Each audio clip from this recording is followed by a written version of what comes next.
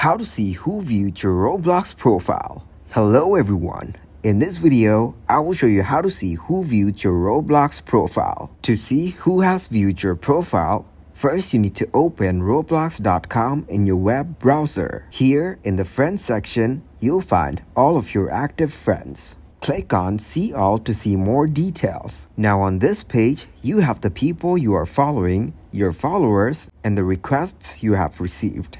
Your followers can be your viewers. Also, the people who have sent you a request had viewed your profile before sending a request. Now go back and click on your profile from the top left corner. As you can see, Roblox has not launched any such feature that tells you who has viewed your profile, so we can only guess from this method. Thank you guys for watching this video. Hope you got some value. Make sure to like the video and subscribe to the channel to get notified for new videos. See you in the next one.